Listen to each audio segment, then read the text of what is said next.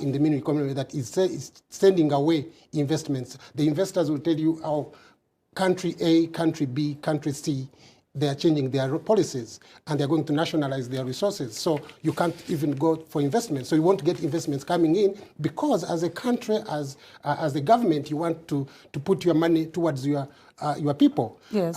And because our institutions, we don't have institutions on the continent that support that process, that educate, that help the governments make prudent decisions, then they end up making decisions, which eventually, as we heard yesterday from Gilbert in Namibia, that FDI has not contributed to poverty reduction.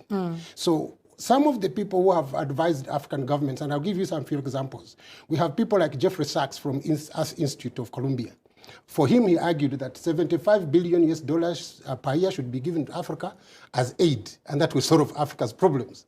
And all the government should do is just do plan. Wow. Concentrate on agriculture, technology, improving anti-malarial bed nets, treat diseases, hookworms and so forth, and just get that aid. But just give put an environment that would attract investment for companies to come in and do more money. And that doesn't end. Then we have someone else also, another not African thinking that, how do we do with Africa? A gentleman called William Easter is from New York University. He wrote on what he called the white man's burden. He said a number of white people come in on philanthropism.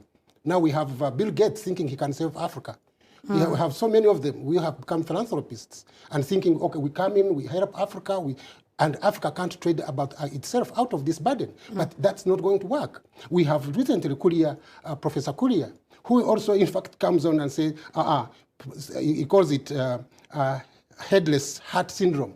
That we're thinking that we go to Africa with emotion and tell them, this is what you should do, this is what you should do, and then you'll get yourself out of poverty. So we're Africans, what do we think about ourselves? So when Africans come up and say we are not benefiting, and I'll give you a few examples, who at the recent, in the recent, come next to, closer to Tanzania, His Excellency Magufuli, came on board and said, stop there, minerals must feed into development. This is what I want. If they can't feed into development, then stop it. And the father of the nation, Nyerere, had actually said, if we don't know how to deal with them, leave them under the soil. Let them stay. Let them stay. Because until you know how you can extract them, add value to them, trade on them, create employment, create wealth, leave them stay. Okay. Now, South Africa has been in mining for over 150 years. They came recently, they put a policy which they called the mining charter. And in that policy, they were saying, our black people need to own this. It's about ownership. So we need to own these mineral resources. We need to give them back. So you have to have a certain percentage of black ownership in the economy, in your company. And what happened? The private sector took them to court, and the private sector won. And they said, no, you cannot do that. And so we have now Zambia. Zambia is saying, no, we have to change policies. And in fact, Zambia's case is even more historical because when they became an economy, a free trade economy, when they started privatizing during that time of structured transformation, structured adjustment policies by the World Bank and IMF, when Kaunda left, their mineral resources, the price of the copper was very low at the international level. So they gave away their mining zones. The mining areas were given away for nothing. 5 years down the road, the prices went up. So they came back to say, no, we need a windfall tax. They want to go back and negotiate. The company said, you can't because you didn't put it there. Okay. So countries which have come now to say, when there is a windfall profit we should share, they will call that resource nationalism. So we need to explore what should be the role of the state in Africa in terms of understanding how to benefit from these resources. Okay, and we will definitely be expounding more on that. And on the aspect of ownership, it also has its own nitty-gritties. We'll be getting to that. But let's get joined by Dr. Rokaya Samba, who is the president of the Organization of African Geological Survey. And Dr. Samba is actually going to be looking at the challenges facing the geological surveys in Africa and what can be done to ensure that the continent gets adequate data that they can be able to use for decision making. Dr. Samba, thank you so much for joining us. Please take it on.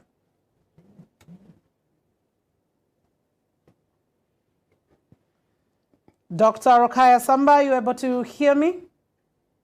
Yes, I can hear you. Please go ahead. Thank you, Mildred. So I'm Dr. Rokaya Samba, as you said, the Director of Mining Prospection and Promotion Senegal. But now, today I'm speaking on behalf of OAGS. I would like to thank MADI for this invitation, and please allow me to give some words about OAGS, who has been established in February 2007 and whose aim is to address and promote African geoscience affairs, providing required technical advice to the continent decision makers, and provide also a platform to interaction between members. Our mandate is to foster and sustain geoscience programs and excellence on the African continent, leading to socio-economic development, poverty alleviation, sustainable land use, hazard mitigation, and environmental protection. The vision of OAGS, I think, is in the same line that what you just said about the improvement of services. Our vision is to be a leader in supporting the geological surveys in Africa through provision of information, capacity building, and technology transfers. And the value are innovation, creativity, responsiveness, and dedication. OIGS is open to all the 54 members of Africa, but by now we only have 40 countries, 40 active members.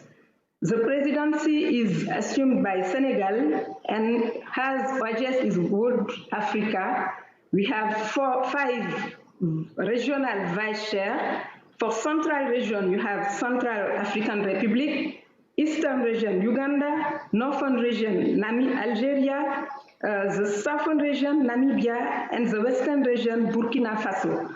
And South Africa is the permanent secretariat of the OIGS. And we have led some projects like PanAfGeo, who was a training project with Eurogeo surveys, and we have also have to develop the seismotectonic map of Africa to produce the geological and mineral map of Africa on a scale of 1.5 million, and the compilation of African geosites. Our role is to collect and integrate multidisciplinary geoscience data, generate geoscience knowledge, both onshore and offshore, and use geoscience knowledge to conduct mineral and energy assessment, characterize water resource, facilitate environmental and agriculture development, encourage infrastructure development. The challenge of the geological survey are financial, because we must have financial sustainability. And as you know, state geoscience are almost exclusively funded from national budgets. The funding of the state alone in many cases is not adequate to conduct detailed mapping programs, and that's what we use. We used to have detailed mapping programs. To this end, state geoscience must generate additional income to ensure financial sustainability.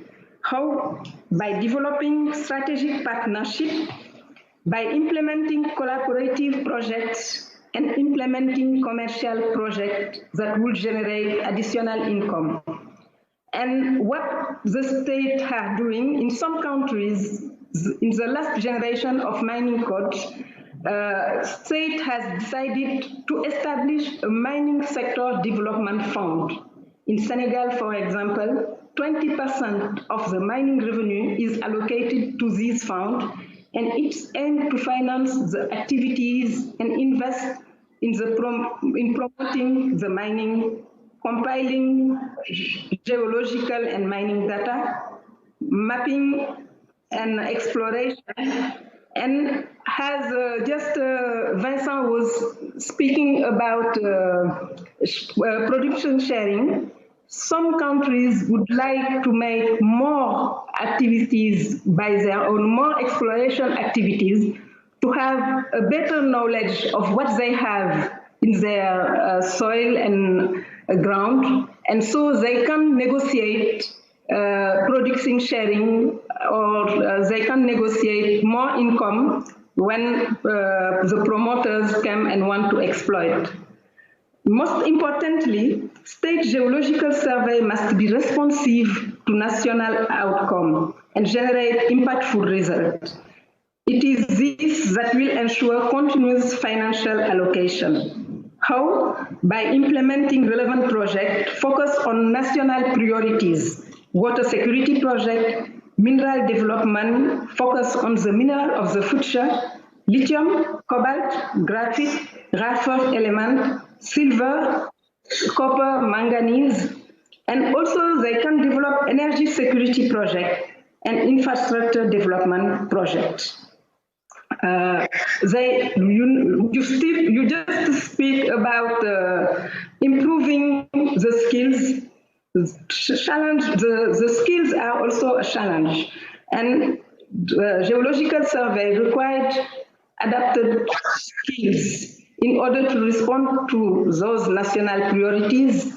They must develop skill for the fourth industrial revolution or industry 4.3, like the robotics, Internet of Things, 3D printing, genetic engineering, and as they are obliged to adopt novel technology, novel techniques, artificial intelligence, machine learning, and drone mapping. I can add something regarding the opportunities with COVID-19. Geological survey has something we can call formation of global collaborative opportunities to addressing socio-economic challenge, and also the application and adoption of novel innovative remote sensing technique for mapping that limit interaction, for them to respect the barrier measurement. And using COVID challenge, they can increase science accessibility, the digital solution to make science accessible. So thank you, Mildred. It was what I would like to say about this question. Thank you very much.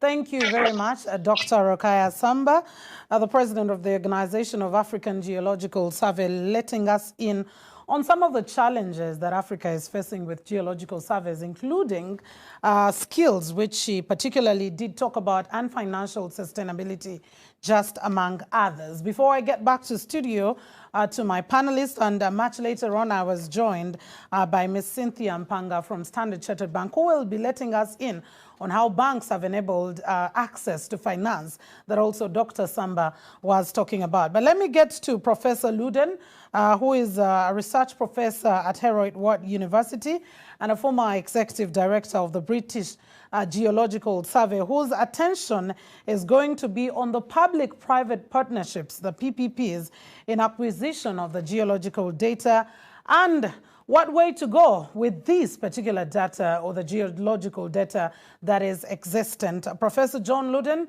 I welcome you.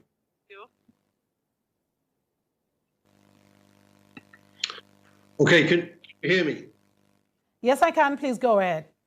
Hello? Yes, Prof, I'm able to hear you. Please go ahead. Hello? Hello, we can hear you. Please go ahead, Prof.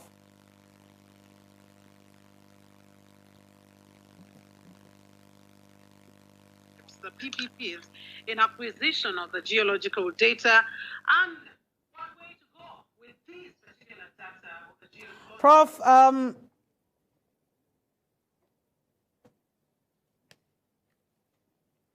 I think we're getting challenges with getting to hear Professor John Luden.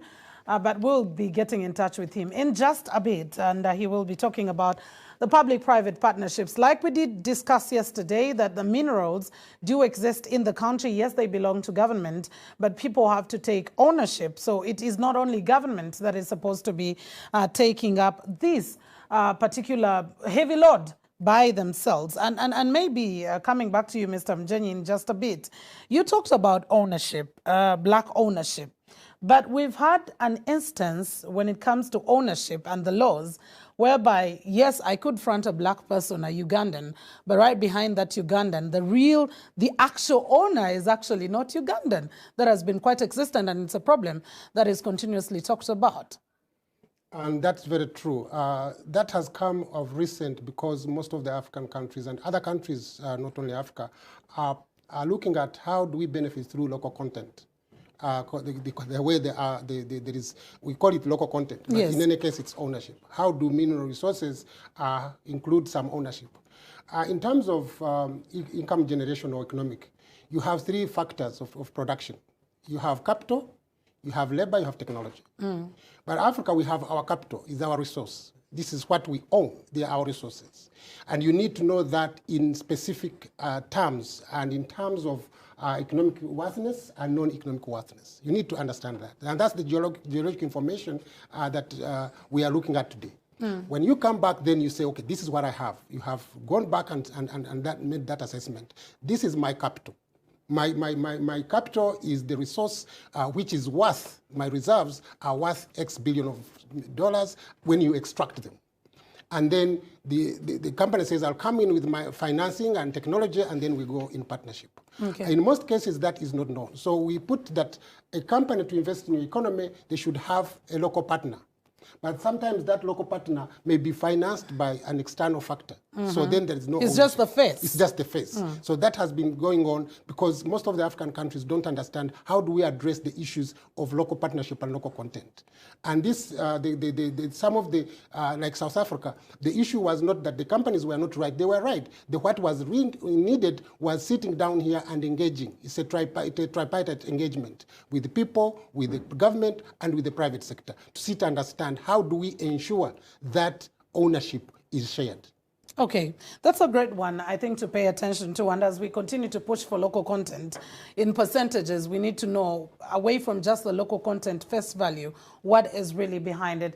I'm wondering whether we've gotten back Professor John Luden, who will be speaking about the public-private partnerships, which is a very key instrument in acquisition of geological data. Professor John Luden, well, we will be getting to him in just a bit. But maybe as we do get him, Cynthia just joined us. And Cynthia, before we even get to the monetization aspect and how banks are coming through the interface you've had with various maybe miners or some of these companies dealing in minerals, what is your overview of Africa and the way we've handled our wealth that is God-given? Well, first and foremost, thank you very much for having me on the show, and I'm very delighted to be here. So in light of the question you're asking in terms of how have we handled as Africans our wealth, right? In my personal opinion, and I'm privileged to serve on the board of Uganda Chamber of Mines and Petroleum and attend different conferences and so on. I'm, of course, a banker and a communication specialist, but I do definitely have an opinion on how we've managed. I think there are several challenges, and for me, the challenges are hindrance to how well we are utilizing our resources in Africa in general. And for me, some of the challenges, of course, include the political risk, the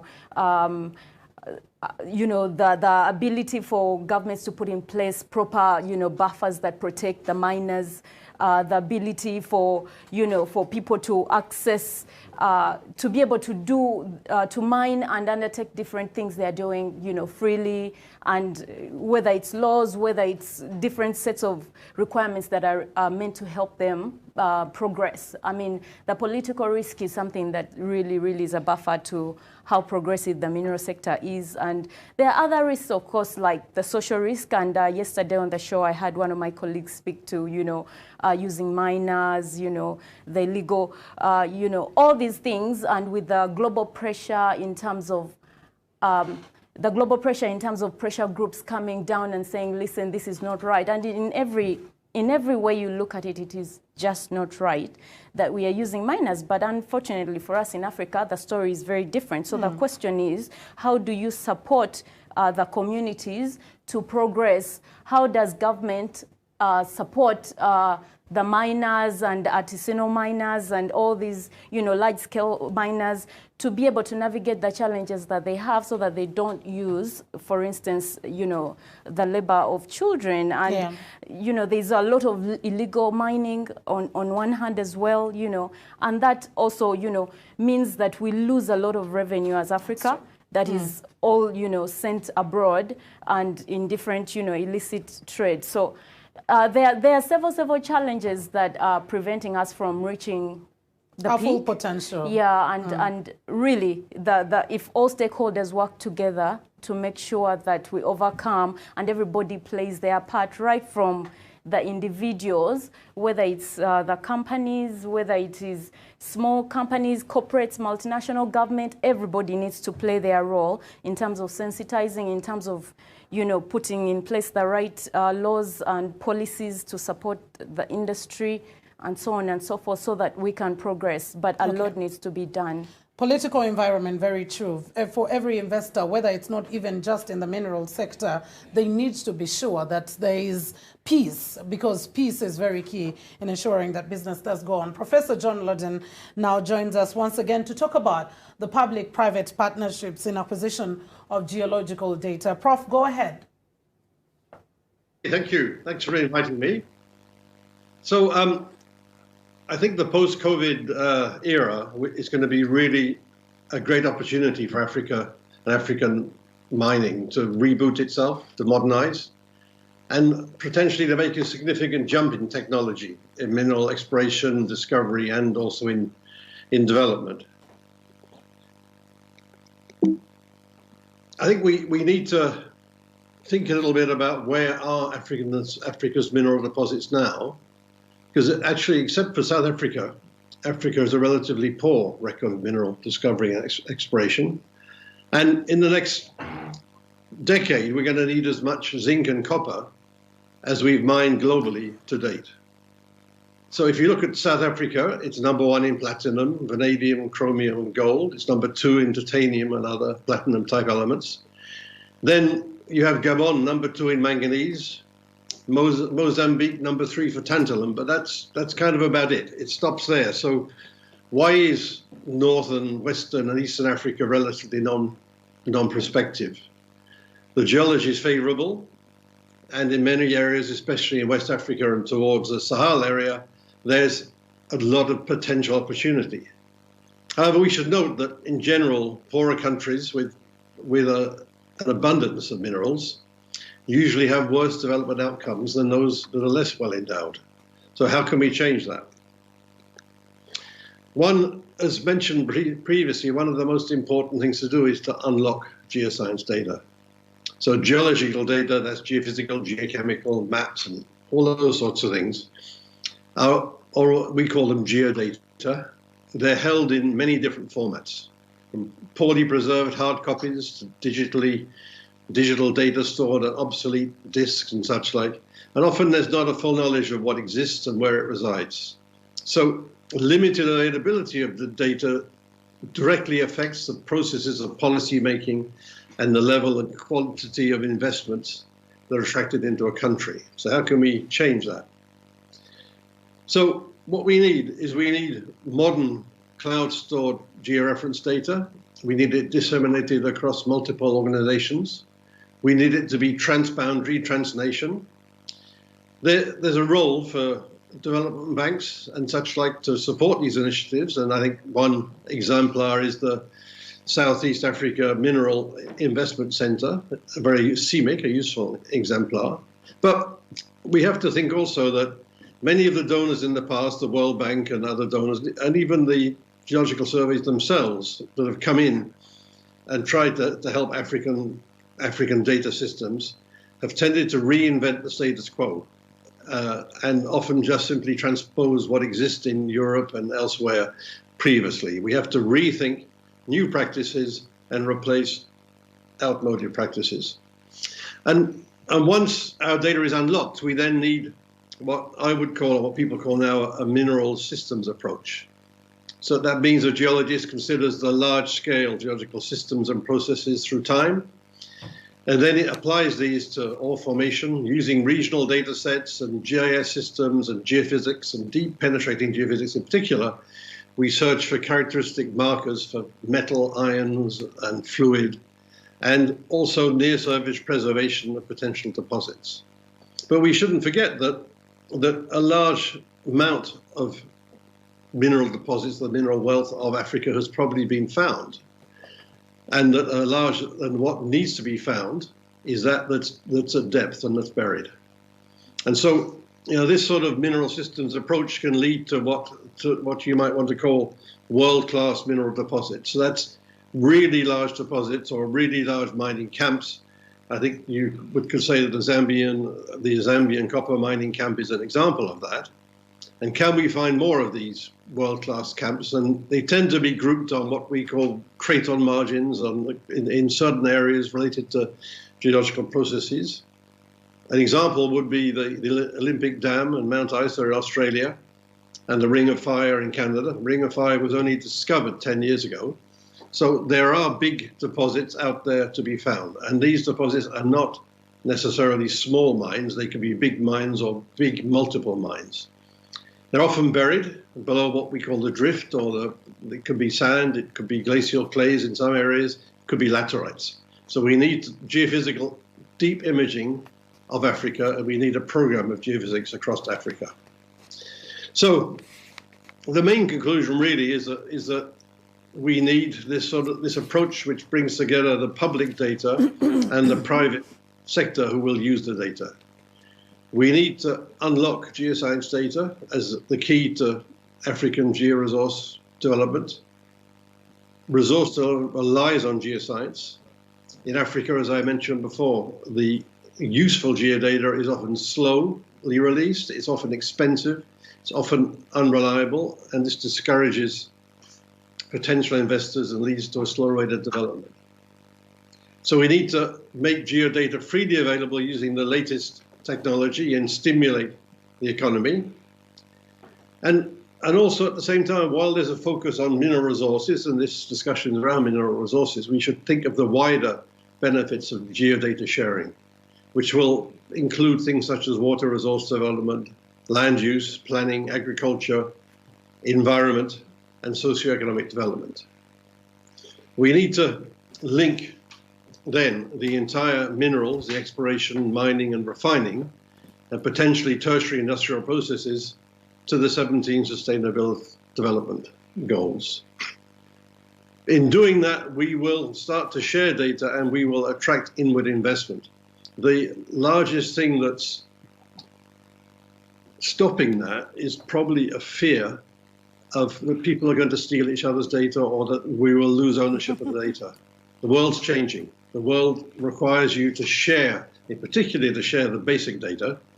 And then if a survey or if a company wants to create products through adding value to that data, then it has a commercial value as well. But first of all, we need to start sharing the basic data and making sure it's available. And then we need to think about some large-scale geological traverses across Africa that resemble those that have happened in the past or even happening now in Australia and in Canada. And that may then start to unlock some really large mineral deposits for the future for Africa. Thank you. All right, thank you very much, Professor John Luden. Very key to sharing information. I know would raise a little bit of eyebrows, but that's a discussion we will continue with at a later stage.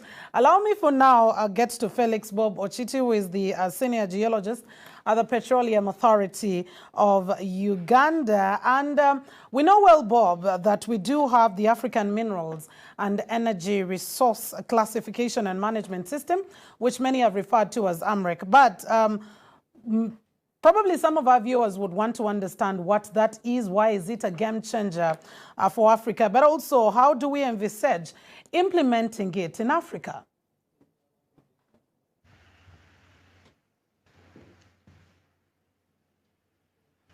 Bob, are you able to get me? Hello. Yes, Bob, I can hear you. Go ahead, please. Okay, thank you very much, Mildred, for having me. First of all, yes, I'm a senior geoscientist. I work with the Petroleum Authority, but I'm also a member of the AMREC working group, and also a member of the Petroleum Working Group under the United Nations Economic Commission for Europe, and AMREC is under the African Union Commission. You've asked about AMREC, and I just wanted to say that AMREC is basically an acronym for African Minerals and Energy Resources Classification and Management System. And it's developed and to realize the aspiration of Africa, the African continental aspirations, but as well as the global agenda. And that involves the Africa Mining Vision, the Agenda 2063, which Frank elaborated very well about yesterday, and Agenda 2030, which includes the Sustainable Development Goals. Particularly perhaps goal number 1, 8, 9, 13, and 17, which talks about partnerships with other institutions in order to realize the global agenda. So what is AMREC? AMREC was developed under the auspices of the African Union Commission, basically as a universal system for management of Africa's minerals and energy resources. And like I mentioned, it's aligned to the aspirations of Africa, and I would not want to dwell so much because Frank made justice in identifying the challenges of Africa. Yeah. The biggest challenge of Africa is the paradox of poverty existing together with wealth. And so AMREC comes with a solution-based approach to the challenges of Africa, and I think that is what I want to expound on a little bit today. So there are two aspects to AMREC. We have the aspect of guidance on estimate and classification of resources. Why do we look at this as a very important aspect? Because yesterday we realized that a lot of resources in Africa, actually, we do not know. We do not know how much we have, and if we do not know how much we have, we cannot value the resources that we have. And so the classification and estimation of resources comes in order to solve that problem. And this the system has been derived from the United Nations Framework Classification for Resources, which looks at a universal system for classifying and estimating different commodities universally, including both solid minerals, liquid like petroleum, renewable energies like solar, wind, and all the other renewable energy sources. Why did we decide to adopt this particular system, which is being developed by the expert group on resource classification? It's because we realize that this system is universally applicable to all commodity types. Why? Because we look at, not only do we look at the economic viability of a project, we also look at the social and environmental aspect associated with development of minerals and energy resources.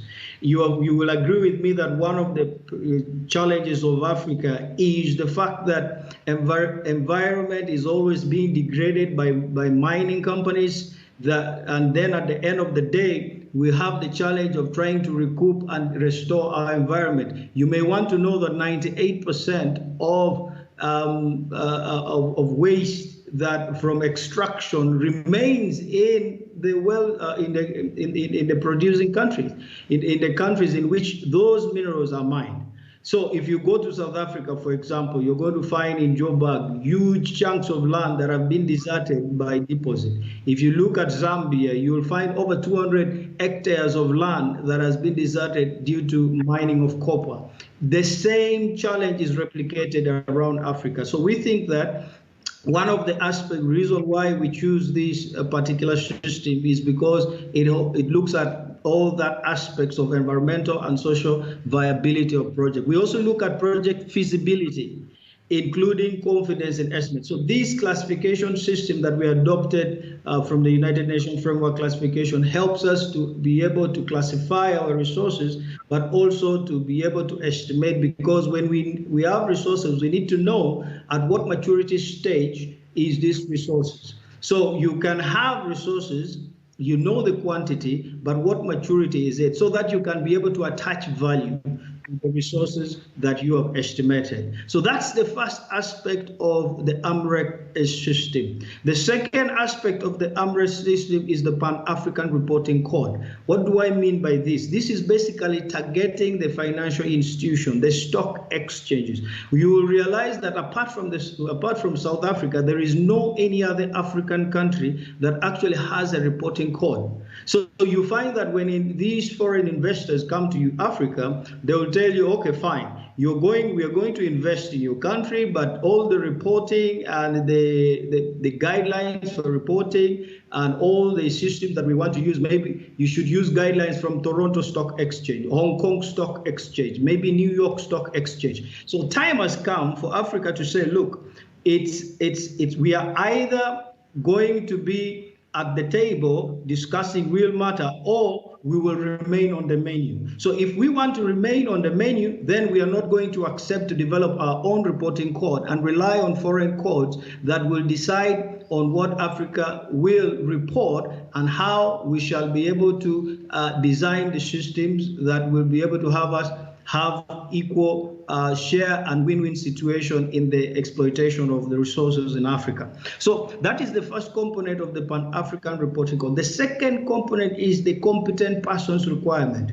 We have seen scenarios where investors come to Africa and they tell us that, you do not have the right competencies to work in this mineral sector. You do not have the human resource that we need to work in this sector. You do not have institutions strong enough to work in this sector. So I think that, AMREC comes in with the Pan-African Reporting Code to define clearly the guidelines that the African countries and the African member states should be able to have in jurisdictions across Africa, whether you're in South Africa, whether you're in Namibia, whether you're in Uganda or in Ghana. If we have this universal system across the continent, then we shall be able to say, if we talk about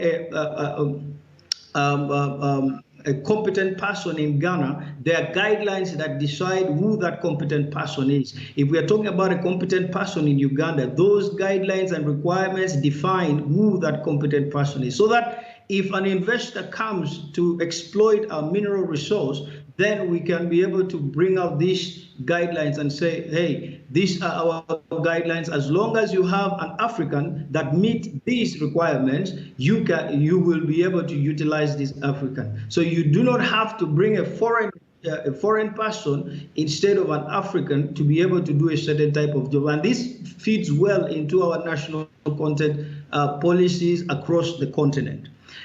This goes as well as on the aspect of the classification and estimation of the resources that we have in the continent. So if you say, I have a ton of gold in Ghana, how did you come up with that estimate? If we have a deposit that we classify as reserves, is it the same understanding we have across the continent? So if we have this harmonized under the auspices of the African Union Commission, then we shall be able to have an harmonized system across the continent.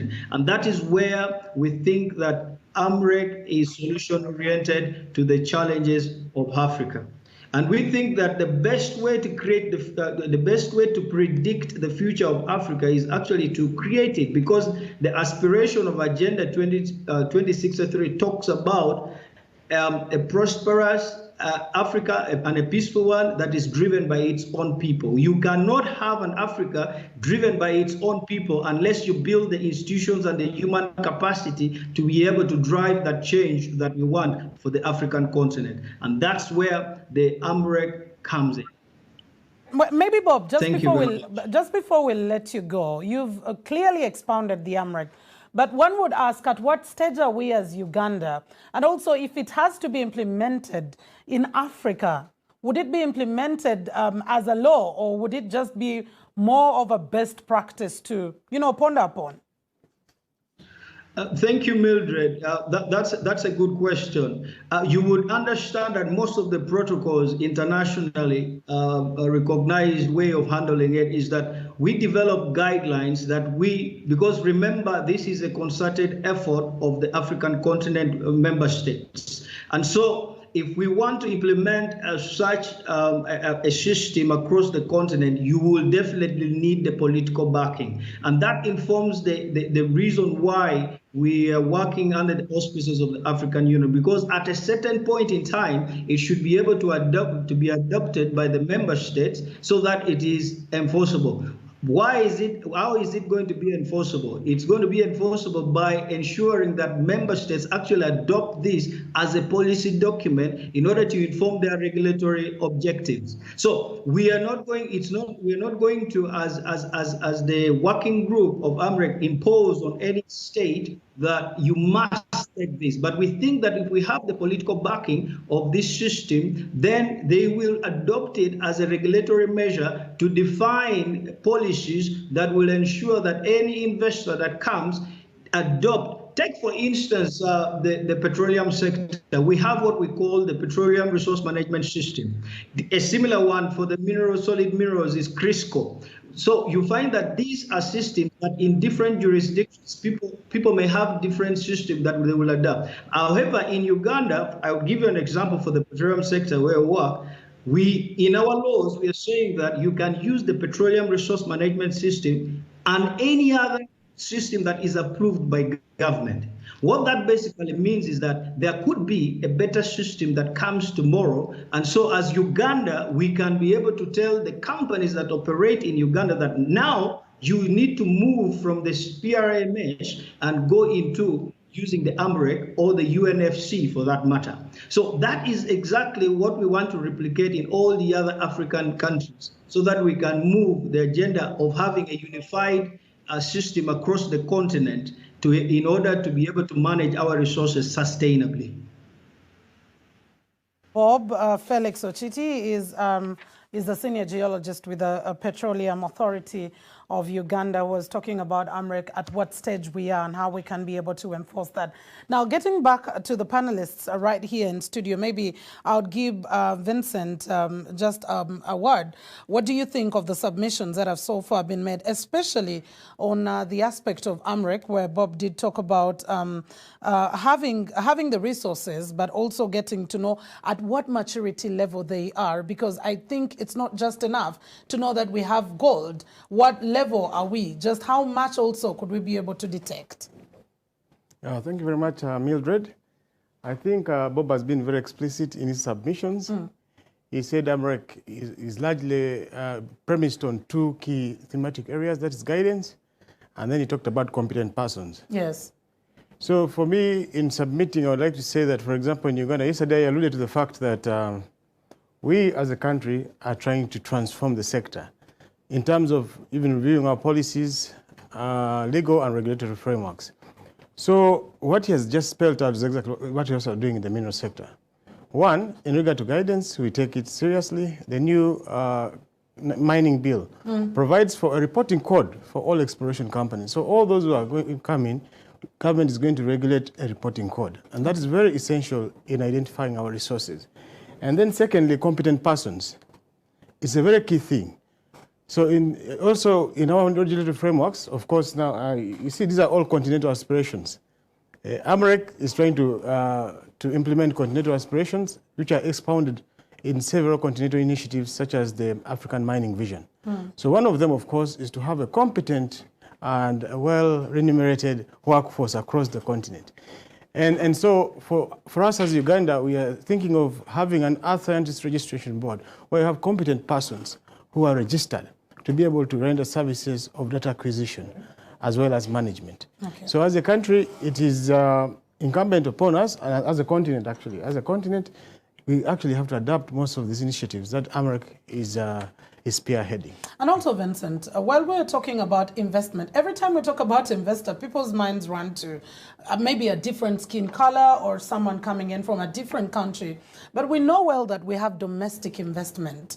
And with domestic investment, there are always challenges of revenue mobilization, even in as much as they would be interested to participate, for example, in the mineral sector. What is available, especially in ensuring that the incentives for Uganda's case, what is available for the domestic investors? Thank you very much. I think yesterday we had this discussion in which we said in Uganda, for example, we have domestic investors. Yeah. A majority of them, of course, fall in the category of artisanal and small-scale miners. Now, I'll give an example of, say, the gold sector. These investors actually start small. They start with rudimentary tools. Mm-hmm. You find somebody having a hammer, you find a home, a basin, panning gold and so forth, or panning wolfram, or something like panning tin. But given the market, if they get a market, for example, for gold, it's quite expensive. Now gold goes for about almost close to $60,000 per kilo. Mm. So these local artisans, for example, Mubende and so on, if you make, say, 10 grams, just 10 grams, that is close to, they said a gram almost, I'm told now, is about 200,000 a gram. So how much money is that for an artisan? So over a given period of time, you find that these people are able to empower themselves, and they can even they can buy more machinery and increase their productivity. Within a short time, they're able to actually progress to another level of mechanization. And of course, like Cynthia will talk later, if there are incentives for access to finance, this would be something that would be good for these local investors. Okay. But whereas we want to have these local investors and empower them, and this is a government policy, we are trying as much as possible in Uganda to zone out areas for these local investors, and we are facilitating them, even through local means of small grants and so on. For example, for development minerals, we have government partnered with UNDP to enable access to finances for development minerals actors so that they can be able to increase their productivity. But let's also not be mindful that the foreign investors are equally crucial because, one, they come and operate large investments which have a large throughput. Throughput is productivity per year. They have a higher throughput.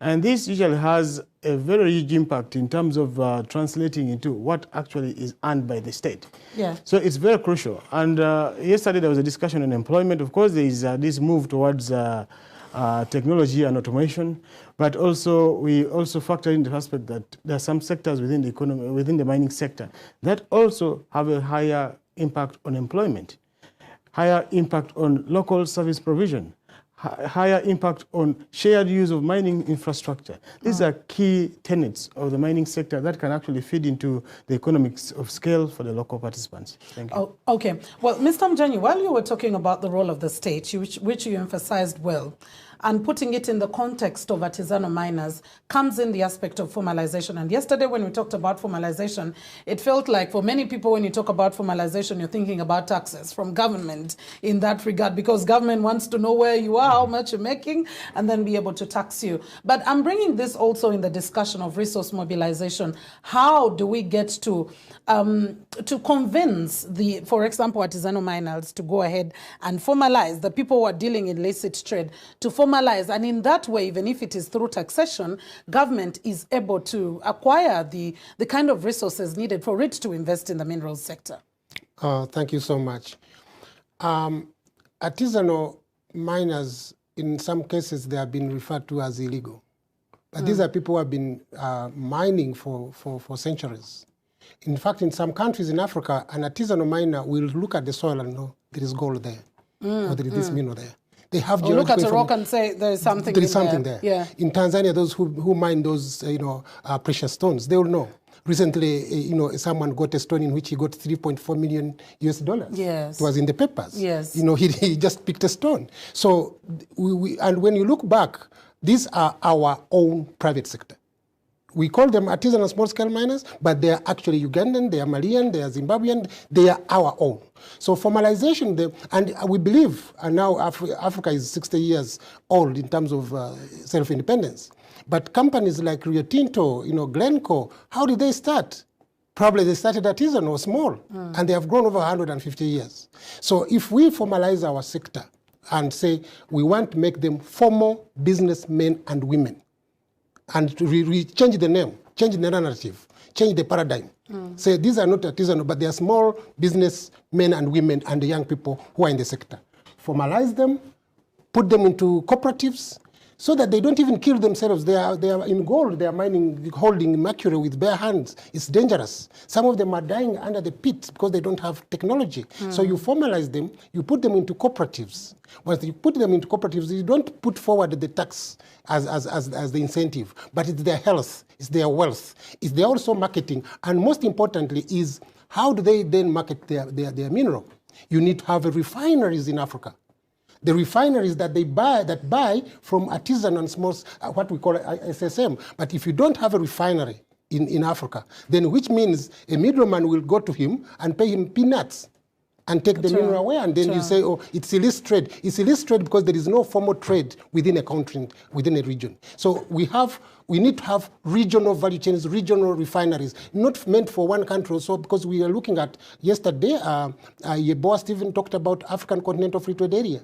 Before we go to African Continental Free Trade Area, East African Community has got a free trade area. Why don't we have a framework within the East African Free Trade Area, East African community, to see that there is a regional setup to ensure that the marketing and the buying of gold or other minerals are going through regional value chains, regional refineries. Then these people can go into the banks. I think Standard Chartered Bank will want to know this is a formalized cooperative, and they have the risk is low. They will not. Then we can find financing for them. Okay. We can look for low finance. We can affordable finance, affordable technology, but they will grow. But most important, and this is our regional private sector, domestic, regional, because they are Africans. So the role of the state in this is to facilitate that process. And I know in Uganda they are trying, in most African countries they are trying, and you have raised that kind of mistrust that comes in. Even in Nigeria, they didn't have even a big mining company before, because they were concentrating on petroleum. But when they realized that the prices had gone down, they now thought of solid minerals. But the only people who were there were only artisanal small-scale miners that didn't trust the government. So we need to find incentives and who can come in between to bridge that gap, to say, no, they are not here, and this is non-state actors, the community-based organizations, which are African and they are domestic, to go in and say, we are working with you to formalize you. And they are also having their cooperatives already. Some of the countries, including Uganda, they have their own associations, which should be strengthened, given incentives, trained, to know that you can not only know your geological info, what you have, but you need to know assets that are within that one to negotiate. Also, that you can have that enclave that the government has allocated you, but how are you going to mine it? What technology do you need? What is your market? Are you going to process? Can you put into a bar, not sell into sand that they are selling as 10 grams? Why don't you have a bar processed? So that's what we need to do, support those artisanal small-scale miners. And now that you talked about resources, access to finance becomes a very huge factor, whether it's at small-scale level or large-scale level. And this is where I want to bring in Cynthia. To what extent commercial banks are actually coming in to ensure that the mineral sector dream of Africa, not only Uganda, is realized? Banks do have a great appetite, and because there are massive opportunities in the mining sector, and banks are looking for those growth opportunities, and there's a lot of equity. The markets are stable and so on, and the mining sector is really a good space for banks to lend. Having said that, like every other speaker has been saying since yesterday's, there are several risks that, of course, banks need to assess to make sure that, they are lending to the mining sector and not losing money. Having said that, I mean, it's very, very clear that banks have put in place measures, products and services that address the needs of the mining sector. And from what we have seen in the past, usually they will provide financing which will last, the tenure is usually between 10 to 12 years if you look at the East Africa region and the funding that has been taking place, like a case in point is the oil pipeline, from Nairobi to Mombasa and so on. So, and not only that, the commercial banks are actually also providing a lot of research, economic research that is supporting the mining sector in terms of information, because I had, there's a lot of information gaps. We don't know what to do and so on. In Africa, we don't have our own, information readily available. So banks are sort of hiring economists and putting in place, resources that are able to help them be able to lend to the mining sector. But not only that, we are providing a full suite of different products, advisory services that help, the miners in whichever level they are to be able to partake the different financing solutions that we provide, and also providing the structured financing that is required. The costs are a bit higher normally for the mining sector. One would ask why so? Because of the risk involved? Well, yes, unless the political risks mitigants are put in place, but also the guarantee costs, are a bit higher.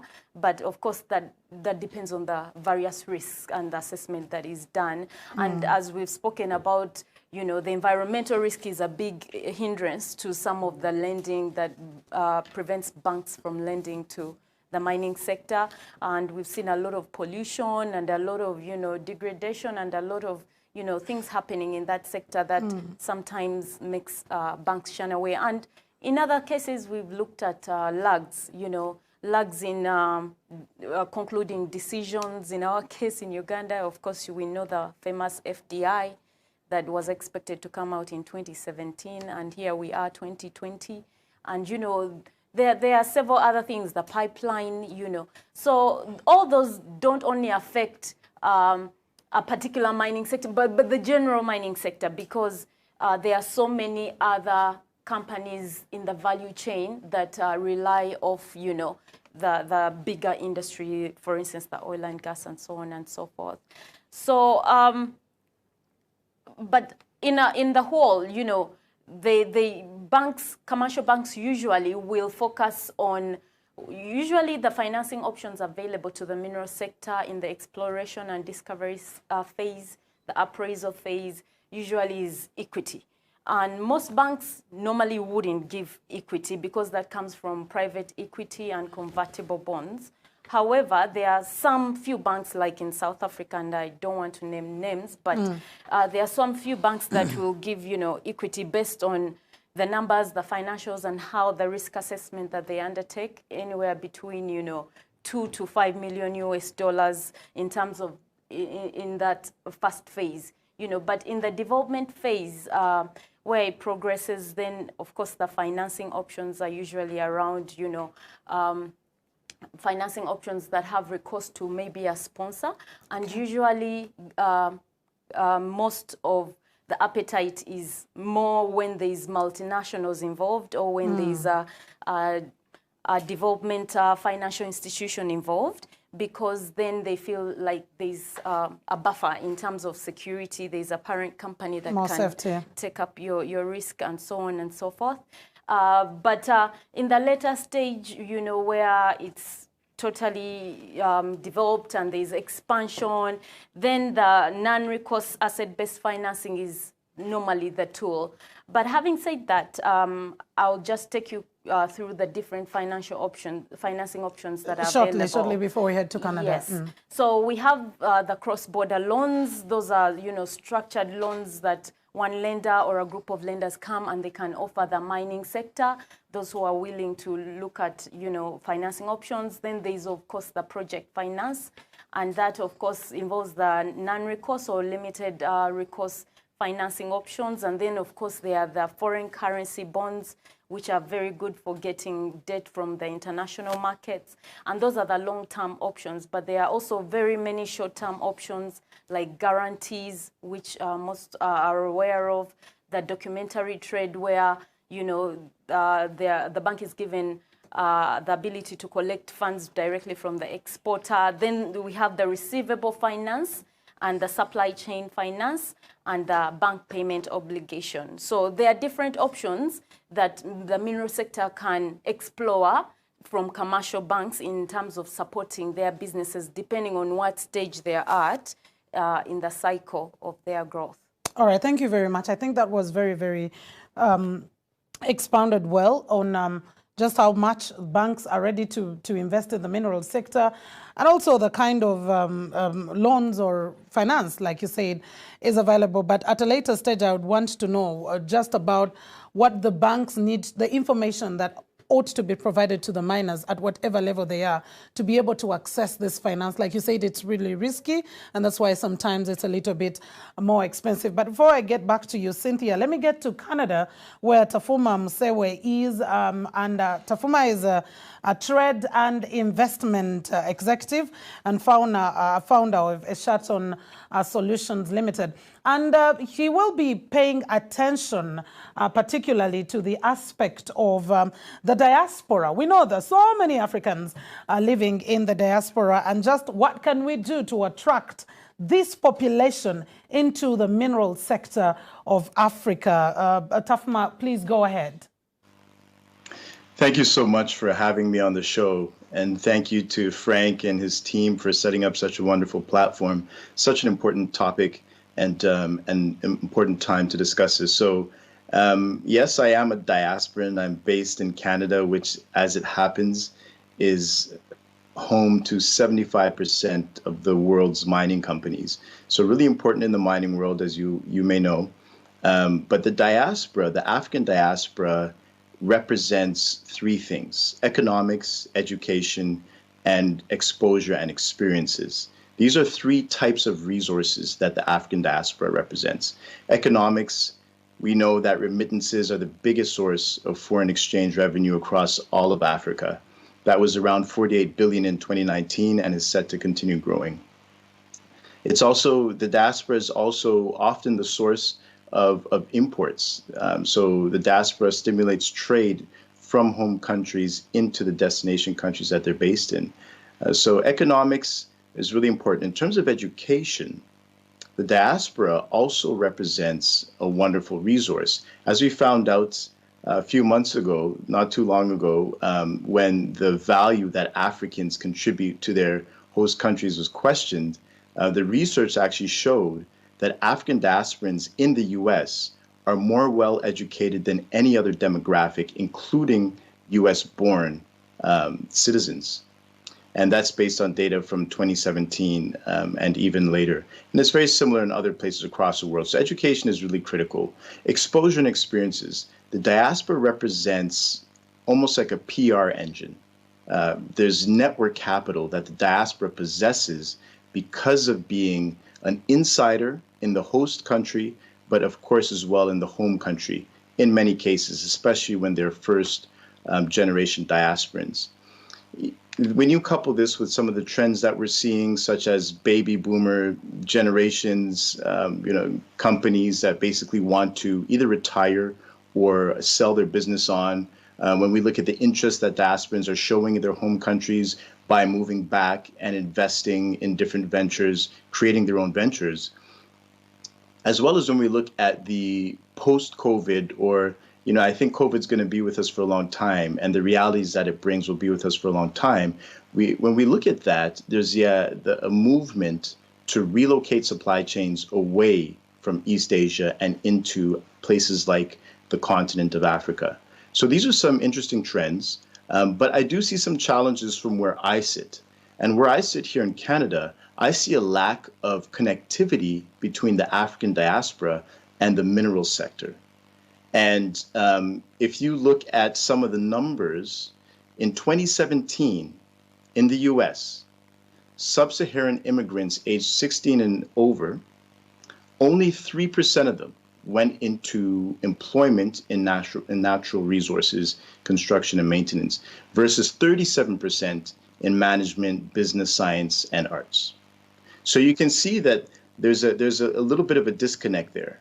And this is important because you mentioned private equity, and private equity firms go where they understand the narrative, where they feel comfortable, where they get the operation.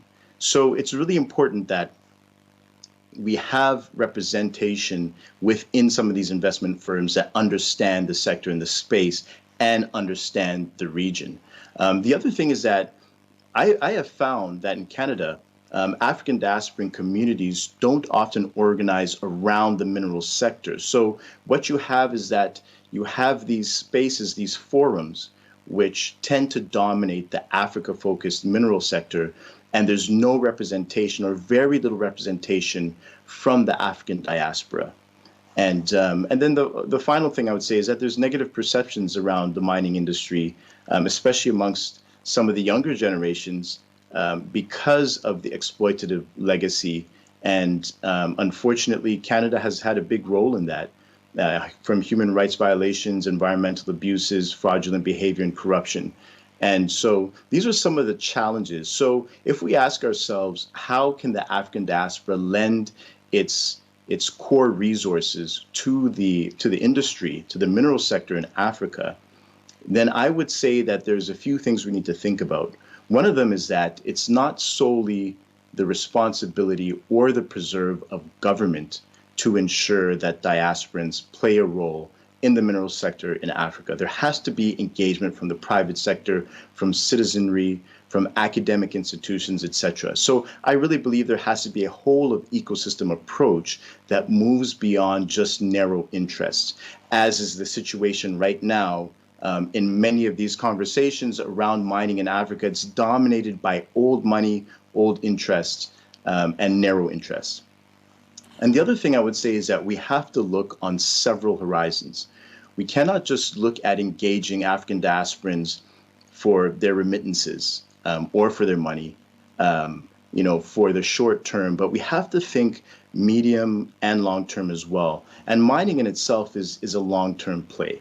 If you look at private equity investments, they know they're coming in for a good amount of time, and they might only have a few years in the life of the fund to actually exit the investment. So it's really important we think on these levels. And just finishing off, just to give you a couple of ideas in terms of ways that we can engage on these different horizons. I think on the short term, we have to create vibrant communities of diasporans that are primed to do business with Africa and have counterparties on the continent who are like receiving communities. We have to create these linkages and make them a lot stronger. And I think this should be a public-private partnership. It should be really actually private sector driven. If you take the example of Afro Champions and what they've been able to accomplish, I think it's instructive. And it avoids the politicization that sometimes diminishes the trust that diasporans place in their home countries' government institutions when, where they are staying, where they live. And then, you can just solve the information asymmetry. So I believe that these communities can provide access to information that is critical, a vetted pipeline of investment projects. Who are the key professional services within a region that can help us get a transaction through. In the medium term, I would say that home governments need to really incentivize investment, and you have some investment professionals around the table who've already spoken a lot into this, a creative and supportive ecosystem. And I think in the long term, the thing that I think is critical is creating a pipeline of young Africans who will be involved in the diaspora in the mineral sector, because it's a de facto reality is that one of the key sectors and only sectors in which, for instance, Canada is engaged in Africa is through mining. So if you're engaged in mining in Canada, chances are you're engaged in Africa. And we have to have African diasporans sitting around the table, making decisions, influencing the process, and also developing the narrative in a way that will be beneficial to Africans. So I'll leave you with that. Those are my thoughts. Thank you very much, Tafuma. And that was clearly very clear. And indeed, the African diaspora has a role to play, a very huge role to play. And given the fact that you did highlight the statistics in terms of the skills gap that does still exist in this sector needs to be filled. I mean, you need to come back home. You definitely need to engage in the development systems of your mother countries. Moving on with the discussion, I know we will still have to form a match later on. We have Dr. Amani Asfor, who is the president of the International Federation of Business and Professional Women. Dr. Amani would like to know, do the women have any role in the minerals sector? And if so, how can we enhance it further to ensure that there is creation of jobs for not only the women, but also the young people, the youth in this particular sector? Thank you very much. Thank you for MADI for organizing this very important meeting. Of course, the women entrepreneurs have a lot to say. Under the umbrella of the Africa, we want a prosperous, peaceful, integrated Africa, driven by the citizens of Africa. We are the citizens of Africa. The women look at the So if we are talking about the role of women in the mineral sector, make sure that all the parties of development, the governments, private sector, the civil society organizations, academia, to really transform our mineral sector and make sure that we have resources under the whole agenda of industrialization, value addition, and see how can we, as women entrepreneurs, make sure that we develop the mineral sector.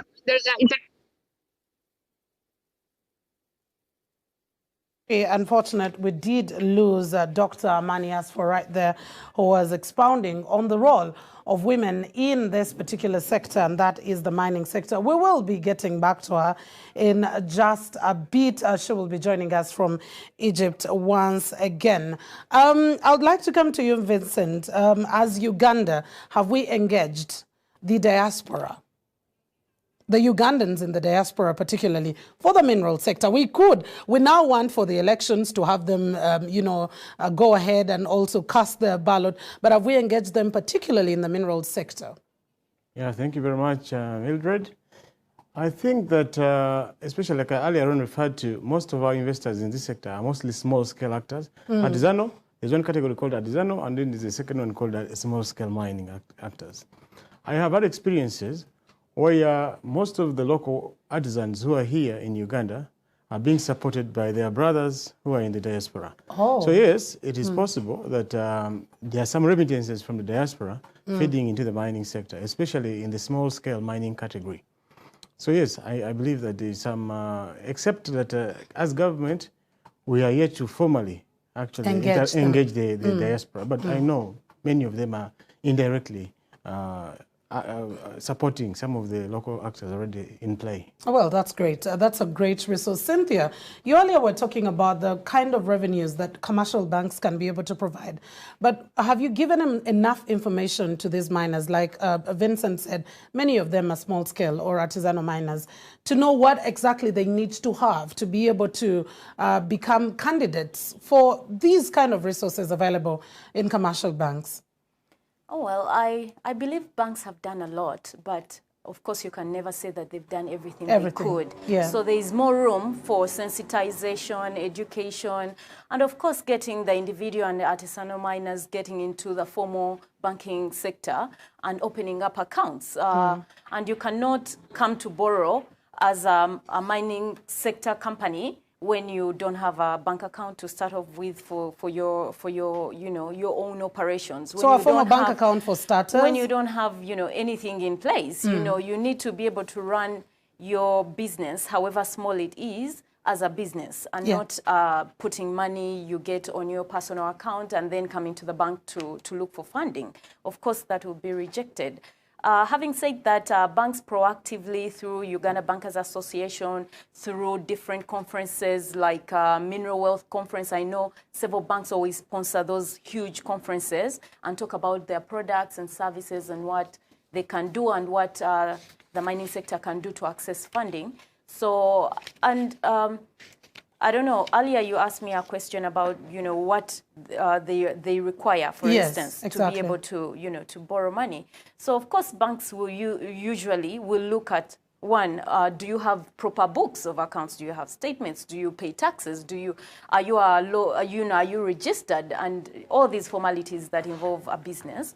But to add on, of course, when you're borrowing, they'll look at, the size of the loan, liquidity, the debt ratios, are you able, the amount of, money you want to borrow, and then they'll look at the tenor that is involved in the borrowing.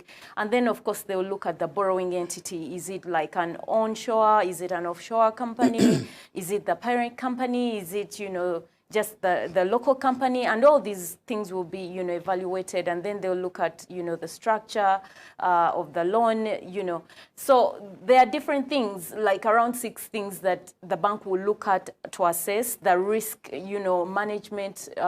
Again, they will look into, for mining sector, it's very, very rigorous. But all banks, different banks have different requirements. So I cannot say that, local banks, multinationals, regional banks all have their different requirements and risk appetite. So based on how organized your company is or you are, and, the borrowing requirements, so to speak. Okay. Frank, I will want to take you back to the aspect of the diaspora. I was particular with Vincent on Uganda. Sometimes you need to be a little selfish and get back home. But on the whole perspective of Africa, have we had our people engaging in the mineral sector, especially on the aspect of resources, because they could be having a little better resources than the people who are existent, especially for the small-scale miners, and also the aspect of the skills? Absolutely. Thank you so much. Maybe before I go there, let me touch on something in terms of supporting domestic financing, where Africa doesn't have stock markets, where we don't have private equity that is there readily to support our own domestic investments. Governments need to make, there should be stimulus packages. The small and small mining and medium as well. To go to the bank, you need a bankable project. You need a feasibility study. You need to show what you have. So possibly, when Vincent said the government, they have competent persons who are registered, maybe to attach them to these enclaves of small and medium enterprises in the mineral resource sector to help them organize themselves into formal, proper businessmen and women, as I said, but also some low-cost funding that could be attached possibly to an institution like the Uganda Development Bank, for instance, or on the continent, the African Development Bank. Ring-fenced for those particular support to say, if you are organized, you have a feasibility study, you have done that project appraisal that they always want, that the competent person normally develops for big mining companies and take to the stock exchange to raise funding, should be done also for African businessmen and women. Now, in terms of diaspora being supported, and there are a few countries in Africa that have paid focus on how to attract diaspora investment in terms of resource mobilization, in terms of skills, but money as well. You ask yourself, there are some countries which allow dual citizenship. And if I was a Ugandan living in England and I want to come, or in another country where they allow the dual citizenship, and I want to come and invest in Uganda, will they give me the same incentives that they are giving a foreign direct investor? So that's something that we need to find out, because when you're a Ugandan, they may say, oh, but you you can't have incentives because you're a Ugandan. You can't repatriate your 100% profits because you're a Ugandan. And another foreign direct investor is given to repatriate 100% profits. But an African diaspora who is coming to invest here, maybe he's going to create more jobs, his money is going to stay here, his or her money, is going to be, more benefits attracting them than actually attracting what we call FDI in its own form. So there should be some countries like Ghana have put, to attract diaspora. There is a 1 year of returnees. They've been trying to do some, but there is something that we need to focus on, and how to do it needs to be more elaborate. And we need to keep borrowing lives from each other as African countries. Dr. Amani is back to speak about the role of women in the minerals sector. Dr. Amani, back to you.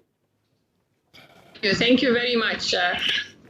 I was really talking about to see how the role of women and what is the role of the whole stakeholders, the governments, the civil society organization, the business sector, with reference to empowering our women and their involvement in the mineral sector. As I mentioned, is the International Federation of Business and Professional Women. We have all our business and professional women from all Africa. Some of them are involved in the mineral sector. We have a strategy for this involvement of economic empowerment of women that we call it the triad of empowerment, that includes 3 pillars. The first pillar is the personal empowerment programs. In the mineral sector, how can we educate the women to build their capacity, women and youth, to create jobs really, in order to help them to see how we build their capacity in cutting the stones, in the mining sector, in establishing their own companies, in dealing with banks, the real entrepreneurship development with reference to the personal empowerment programs. The second pillar is the policy advocacy. What policy do we have in place? What can the government do for the real empowerment of women and youth in the business sector, and specifically on the mineral sector? For us, we are advocating for 2 very important advocacy pillars, which is the government procurement. It's time that the government should have a certain percentage of all its procurement within the mineral sector to small and medium enterprises, including women and youth. It has been actually implemented in Kenya. So in Kenya, there is 30% of all government procurement goes to SMEs, women, youth, and people with disabilities. But as mentioned, President of South Africa, President Ramaphosa, in his acceptance speech of the African Union, he mentioned that we have to adopt this within all the member states of African Union, to have a special percentage of the government procurement goes to SMEs, women, youth, and this is very important, because within the mineral sector, we can see that all the big corporates, there is not really anything left for the small and medium enterprises, for the women entrepreneurs, for the youth to leverage and upscale their businesses within the mineral sector. So this is very important. The second issue is the financial inclusion. We really need the banks, and we can see here with us from the bank, Cynthia, for the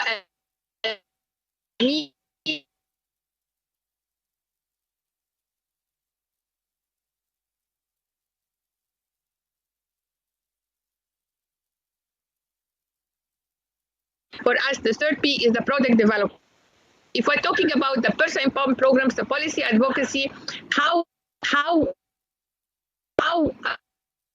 Africa is very rich with its mineral resources, but unfortunately, all the mineral resources, they are exported without value addition. So we need really, under also the industrialization agenda of African Union, to see the Africa we want. How can we have a branded, a packaged, a designed African product that meets the standards? So in this, we need really to establish business development centers, business incubators. We need to be linked, all of us, to see how also we transform the sector on a digital era.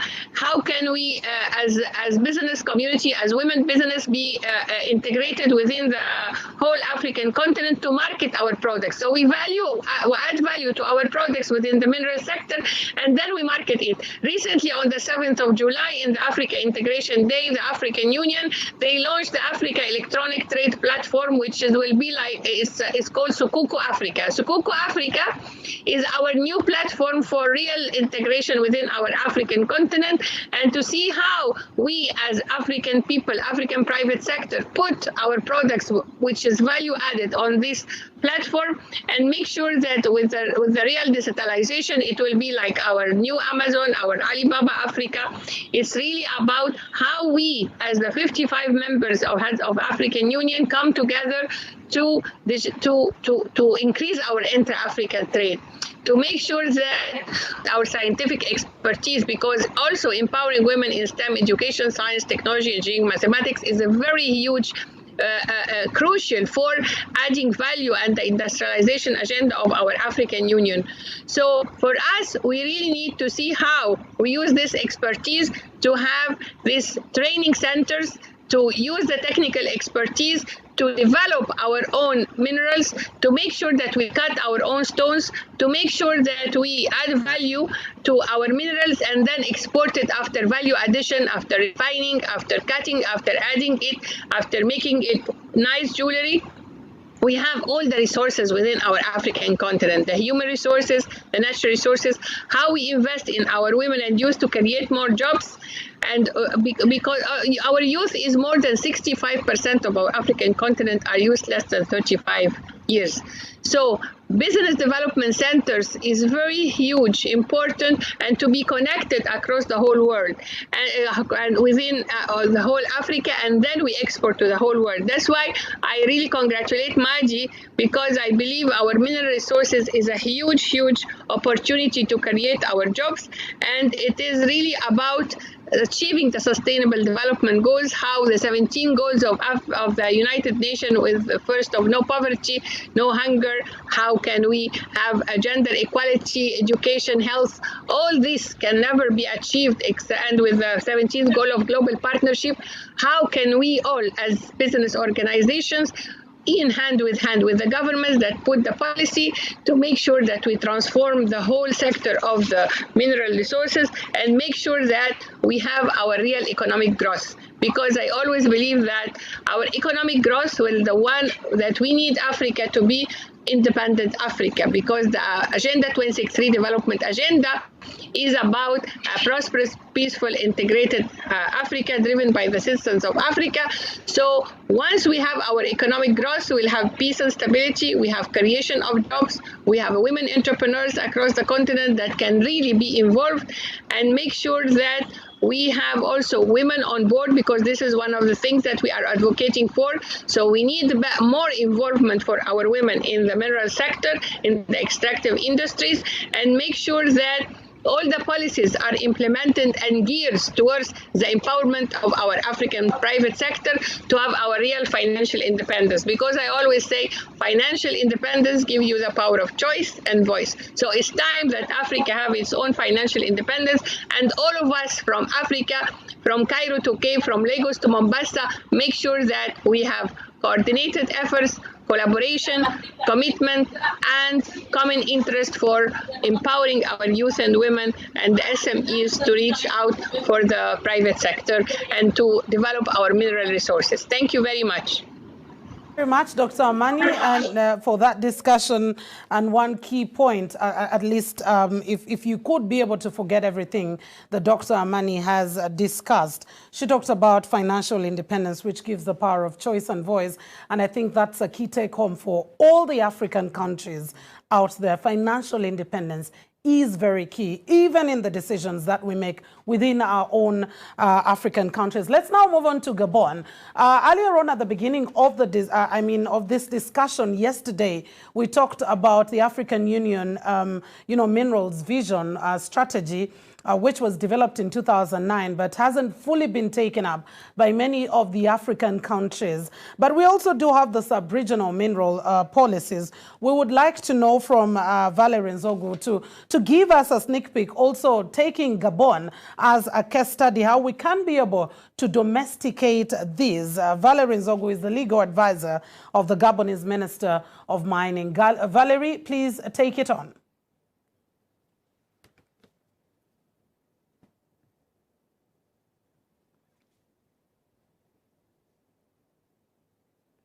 Valerie, are you able to get us?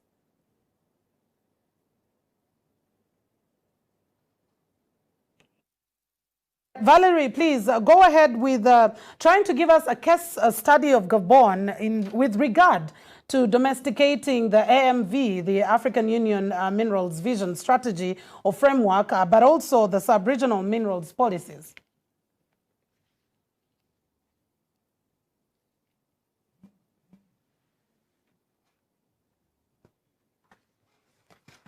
Thank you. I'm Zoge Valérie from Gabon, legal advisor of the Minister of Mines of Gabon. Yeah, I'm hearing you. I can talk now.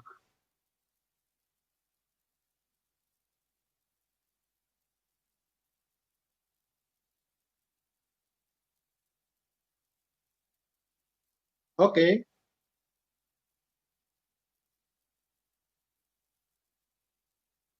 Okay.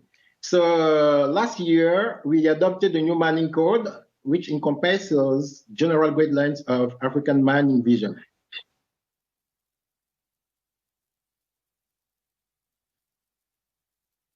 And in this mining code, we have an issue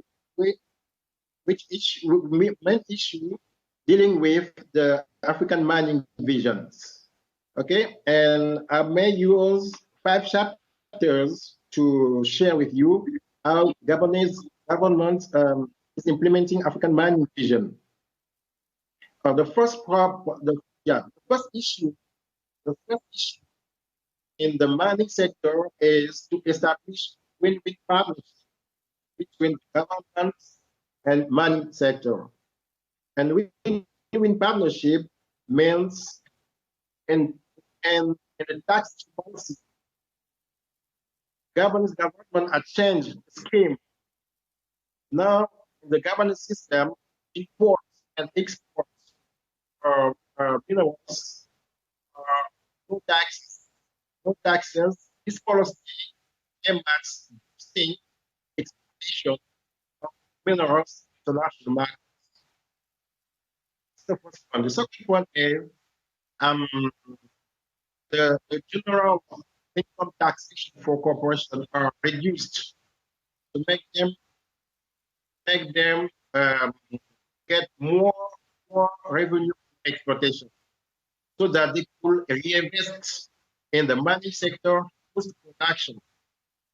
In the new model, we also use the production sharing options for the minerals production, because mineral production directly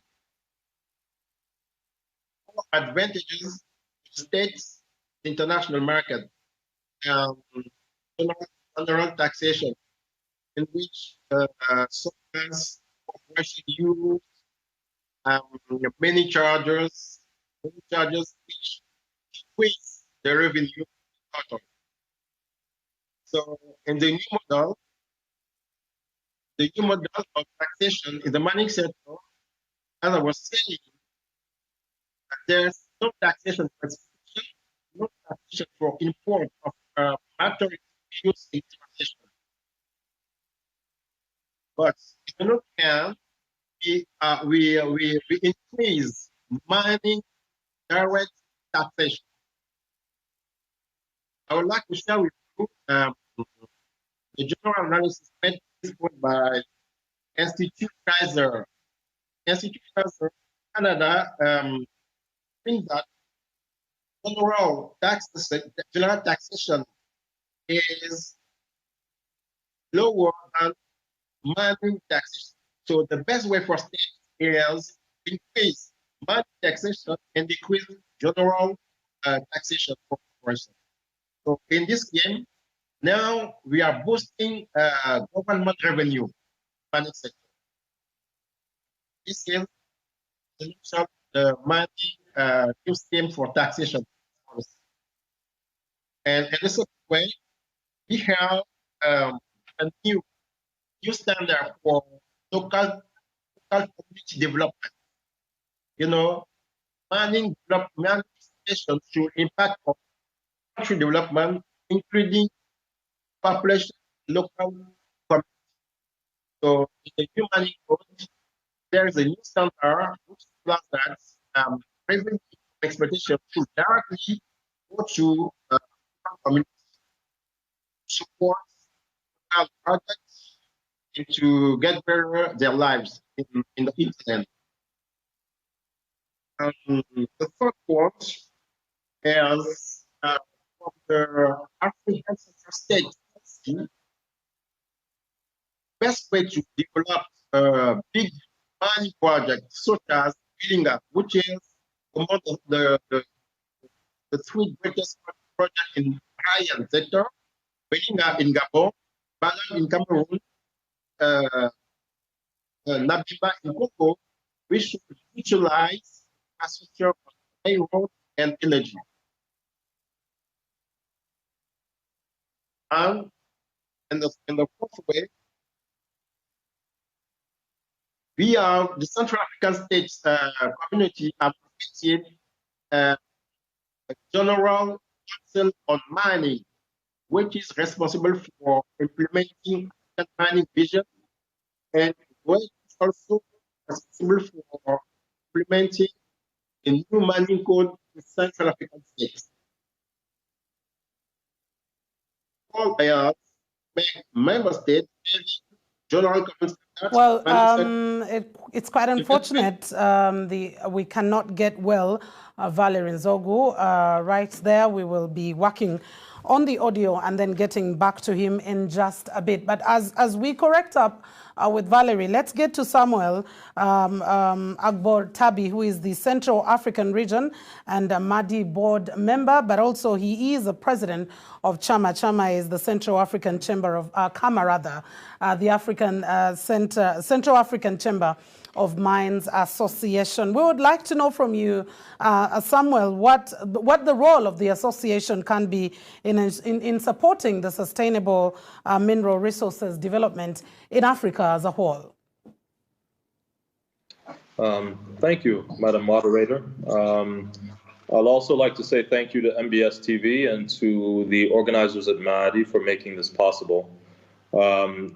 As you said, we in the Central African Mining Region started our association in 2018. That's actually where we started the process. So we're one of the younger associations on the continent. You know, during the very beginning stages of this association, we had to help some of our other you know, sister associations develop their own in-country associations, because some of them were connected to chambers of commerce, so we had to make them independent. So there were a number of challenges with setting up these organizations, but the reason why setting up these organizations is important is giving, you know, governments and international organizations a single point of contact, and the ability to have a large impact in the sector by pooling our resources to be able to do specific projects that will have large impacts in development within our sectors. Also, the sharing of best practices and to be able to in an organized fashion, influence regional and local laws. Now, going back to sustainable development in our sector, it's really a matter of balancing the economics of mining with everything from environmental protections to community benefits and all of that. In layman's terms, it is a company comes in, they want to make money, but you know we have to make sure they don't destroy the land, that they get the local communities involved, they even transform some of the products that they're mining, if possible, you know, at a national or regional level. And it's important to also enforce those rules. So it's really a trifecta between the mining companies, the private sector, the governments, and the communities that live there. Now, in order to be able to have a really strong connection, you know, to have a really strong trifecta, it's important that the private sector is organized, because you might get buy-in from one or two companies and another company says, no, we're not interested in that. But through an association or a chamber of mines, you can get buy-in. You can get, you know, companies to say, yes, this is actually how we would like to develop our sector. This is how it is. And we could all hold each other accountable, you know, in terms of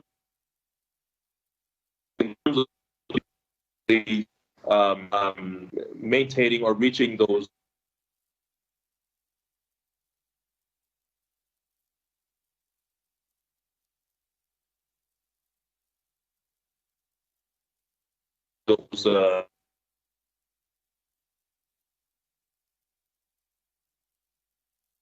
All right. Well, we will be getting forward. back to Samuel Agbor in just a bit. Internet, that's the reason why even in our discussion we were talking about technology and Africa's need to leverage and ensure that this gets to become much better, because it is a factor of production. Back in the day, we used to talk about land. I don't think land is as well a factor of production as huge factor of production like we used we used to have a study about in our economics classes. But we're back with you, Samuel. We lost you a bit, so please go right ahead.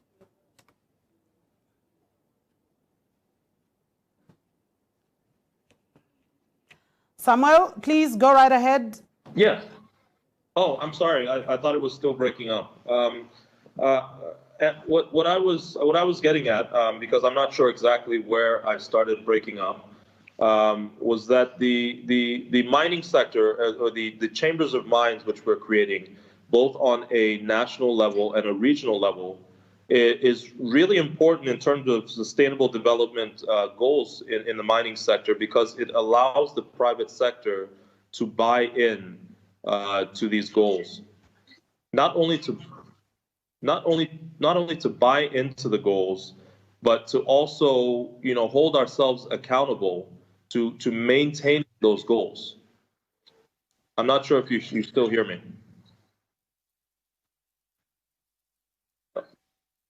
Okay. Those sustainable goals, that are being established, by if you look at the African mining vision, it talks a lot about these sustainable development goals in the mineral sector, and it's important to get the private sector buy-in and to have a single point of contact to be able to interface with the private sector on that. Yeah. Go ahead, Samuel, as you get to wind up as well. Okay. That was the main point. Is just, as Chamber of Mines and as regional organs, we are able to be a little more organized at these sustainable development goals. We're able to use best practices that we see in surrounding countries and around Africa, for that matter, to become more effective at making sure that our communities and our children down the line still benefit from the land and even from mining. And it's important that we don't destroy or make it so that the value does not continue even after the mine closes. Samuel Agbor Tabi joining us from the Central African Chamber of Mines Association president right there. Let's get back to Gabon, where we had Valerie Zogu much earlier on. We did lose you, Valerie, but if in about 3 minutes you could get to wind up your discussion about the sub-regional mineral policies and the African mineral vision framework and how those can be domesticated.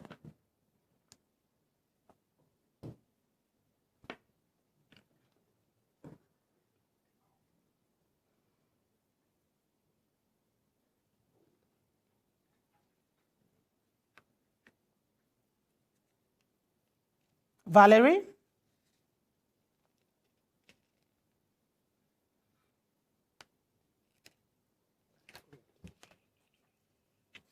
All right, well, we seem to have lost Valerie right there once again, connectivity, but we'll be able to get back to that. But maybe you would like Mr. Mjenyi to expound more as well on the domestication of the AMV, and given the fact that since 2009, we seem not to be having a lot of, work that has been done with regard to that.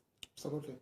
I think Samuel Agbor has raised a very important point, and the Africa Mining Vision was adopted by the heads of states and government in 2009. Mm-hmm. And I alluded to the other day on Monday, it's a vision. It is not mandatory, but it's a guidelines on how Africa can benefit from their resources. Okay. It has taken us 11 years, and most of the countries have not even started domesticating it. For how do you domesticate the Africa mining vision? We developed a country mining vision which has tick-on boxes. You do a gap analysis, you find where you have problems, what do you want to do, is the mining policy in line with your country's vision, will it contribute to, Uganda wants to come into middle income status, how do mineral resources contribute to that? So, but the challenge for that, and what we found, was that there was a dichotomy. It was detached. It was telling governments on what to do, but the private sector were doing something totally different. So we had to, Africa needed to mobilize the private sector through the Chamber of Mines. The only regional mining association that was available when we started was only Miasa, Mining Africa Industries Association of Southern Africa, which was 18 years old in 2016. There was no Eastern African Association of Chamber of Mines and other mining associations, no Central Africa. West Africa was having, ECOWAS was having a chamber for commerce, but not for minerals. So we had to integrate a mineral resource chamber there. So by bringing the private sector on board and getting the buy-in from the private sector, we have had a movement. We have a private sector compact under the Africa Mining Vision, which specifies what the private sector should do, what the government should do, in order to have a mutual benefit. We have a governance framework under the Africa Mining Vision, which also needs to be, these other instruments that we have developed under the Africa Mining Vision now need to go under the country for domestication. But the most important one that is being developed, the two of them, is the model law. That would help Africa review their mining codes. Because most of the countries right now are thinking of reviewing their policies, mining codes, to align with their visions, to say we want to benefit. And we have had policies or mining codes, some of them are quite old, in the 1950s, others have been reviewed recently. But how do you review your mining laws or policies, regulations, without understanding what you want to get and how they mine the mineral resource sector? So working with the African Legal Support Facility, we developed what we called a guiding template, and it's online. We have African Mining Legislative Atlas. So the legislature, the parliament in Africa, the policy makers, the decision makers need to go and understand and benchmark. If I want to make mineral resources for industrialization, which other country has done it? Okay. Uganda is trying to look at having a production sharing agreement for minerals. Others are saying, though, you are copying and write, it's a copy and pasting from policy for petroleum to mineral. Okay. But here we had Varela saying that Gabon has also a production sharing agreement in their laws. So we need to benchmark. Where do we go? And how do we do right? Okay, so that's where the Africa Mining Vision comes in, and you have to be domesticated fully. And well, the benchmarking needs to be put into implementation. The president the other day said our MPs or some of these people government officials do a lot of benchmarking, but the implementation sometimes takes a little longer than should have been expected. Valerie is back. Valerie, I'll give you some time to just wind up on your discussion. We lost you somewhere. I'll give you about 3 minutes to wind up.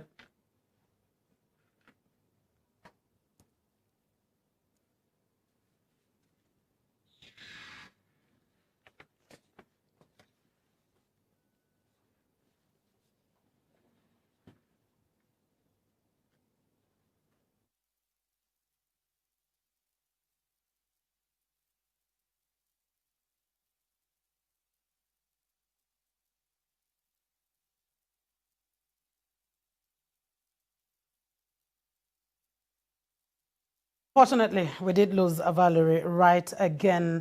Let's get to Mr. Mosa Mabuza, who is the CEO, the Chief Executive Officer for Council for Geoscience South Africa, who will be letting us in on how Africa can position ourselves to actually go ahead and maximize the benefits from the mineral sector.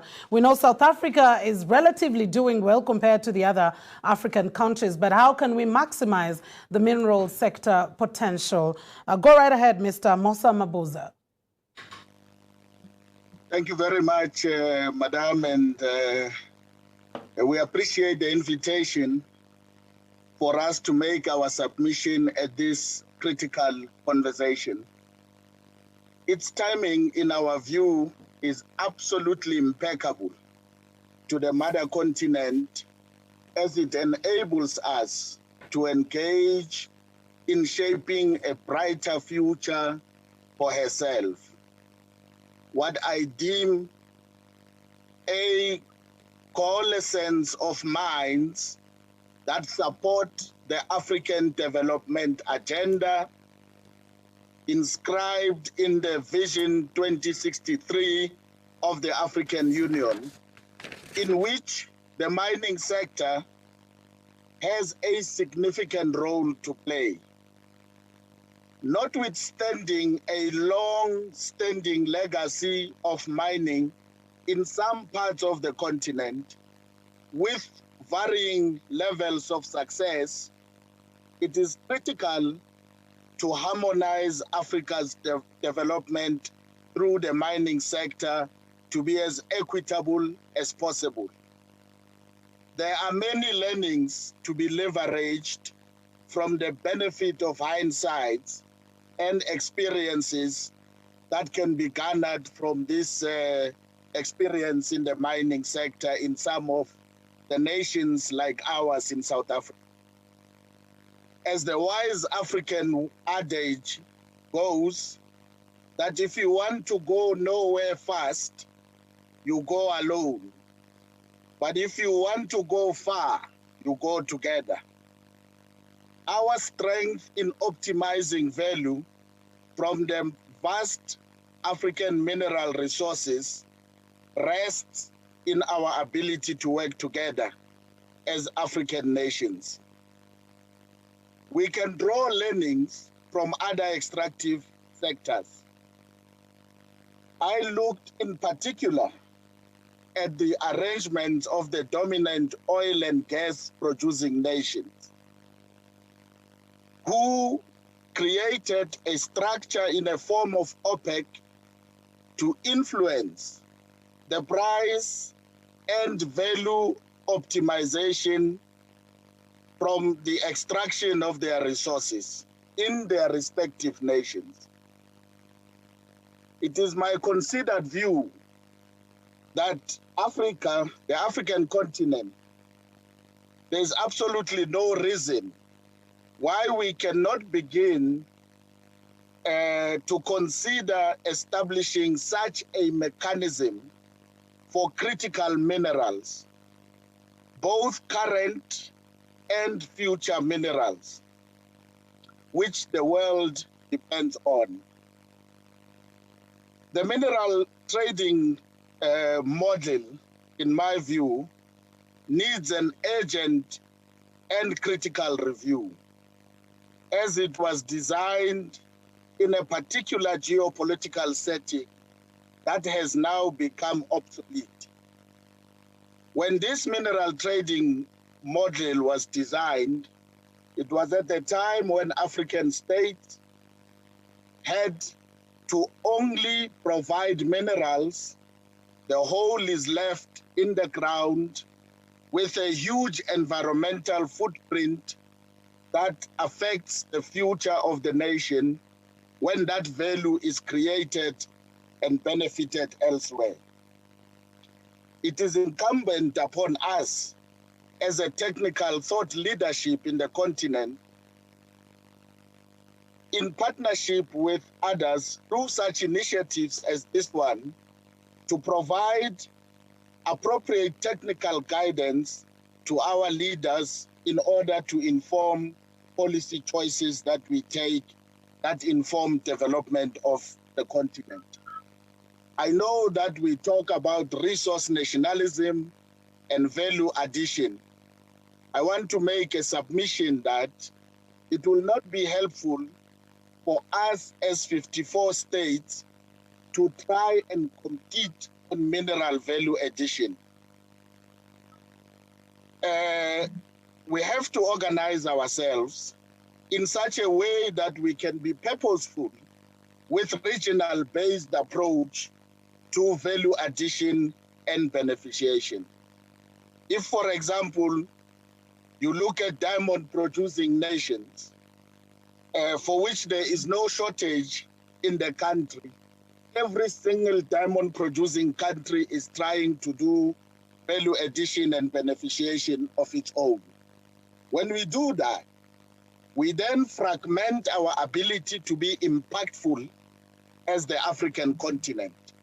Because we are blessed with so many mineral resources, there's no reason why a particular region and a country cannot be beneficiating diamonds, while another is beneficiating base metals and another battery minerals for renewable resources, and so on and so forth. I submit that Africa has what the world needs, and the world has what Africa needs. That, to me, is a recipe for a formation of sustainable and meaningful partnership. It is in this regard that I propose a consideration for a greater value integration between and amongst interested and affected nations, in which the value addition is integrated in the manner that presents true value for the host countries, for the workers, for the communities, and indeed the investors alike. I want to appreciate Frank Mujeni for this instructive initiative, and indeed my president of the OAGS for her leadership, and I'm certain that this discussion and all other discussions in other panels will find expression in the agenda of the OAGS to further unpack this discussion as the mineral sector begins with geosciences. And as my parting shot, when you were talking about women in mining, I can tell you that we are led capably by Dr. Rokaya in the OAGS. Thank you very much.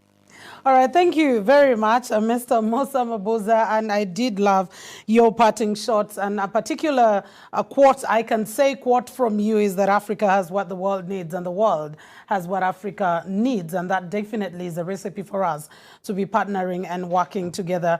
It's so sad we're closing in and coming to the end of this very wonderful discussion, and I would like to start off with you, Cynthia, what your main pickouts for the day are and what we need to do, especially in the finance sector that you come from.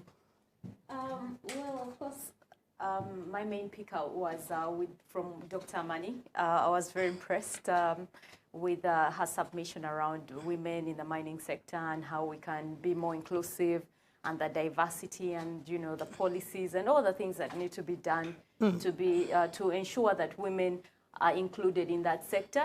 And as we all know, women are, you know, the mother of the nation. And if you educate a woman, empower a woman, you empower all the men as well. So I found that very, very interesting submission. Among all the submissions were great.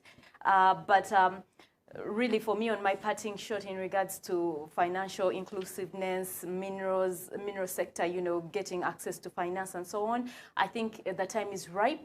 If we are going to propel Africa to the next level, this sector into the next level, then there's no two ways about it, but they all need to come and join, you know, the banking fraternity, find that space to be able to borrow, because for every business to succeed, you need equity and you need debt, and you know, there's a balancing act, and you can't do it alone. You can't go it alone.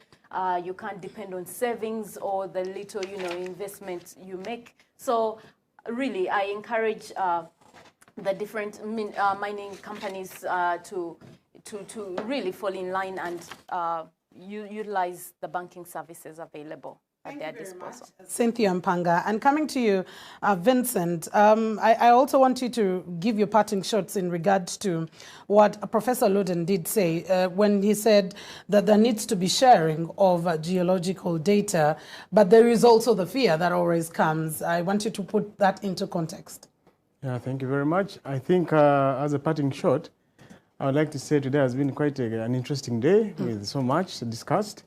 But in regard to geological information, actually in regard to today's discussions, there are three key takeouts for me, takeaways for the continent for me. One, of course, in regard to geological information, we've learned that clearly Africa needs to package its geological as well as mineral information in a manner that attracts responsible investments. Secondly, my takeout also is in regard to access to financing we've seen that ideally we need to actually look at how the mining sector the mining sector private actors have access to cheap and affordable financing, which is also inclusive. Talk about women in mining and so forth. I just wanted to say, in regard to that discussion on women and mining for Uganda's case, we have an association for women in mining in Uganda, and there's so many members. And actually, we also have our commissioner for mines is a woman. So just quite take lucky. one. Okay. And then finally, a takeaway is that I like the submission by Mr. Mosa Mabuza, where he said that we as Africans don't need to be fragmented. Where we adopt policies that are competitive, we need to work together and move together as a continent. As a bloc. And so we need to have continental aspirations and initiatives, for example, the African Mining Vision or AMREC, implemented and domesticated.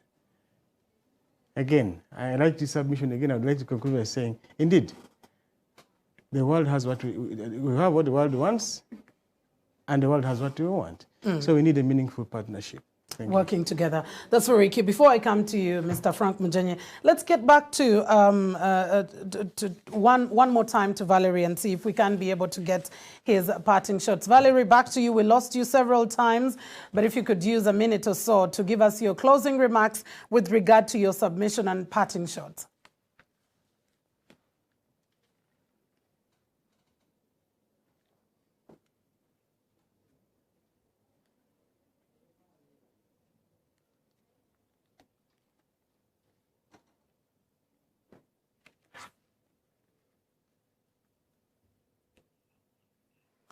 Valerie, once again, we would like to get your parting shots with regard to your discussion earlier on and for the conference because it ends today.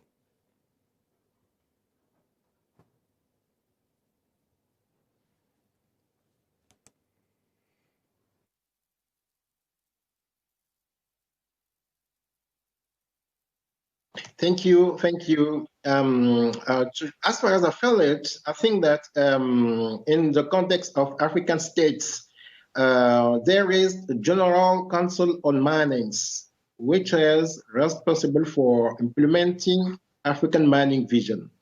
So in the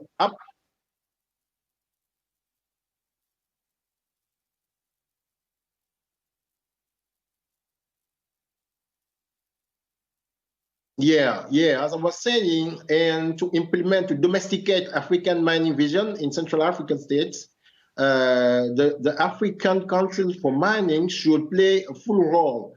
It should take actions to assess the implementation of the African mining within the policy in mining sector in African state countries.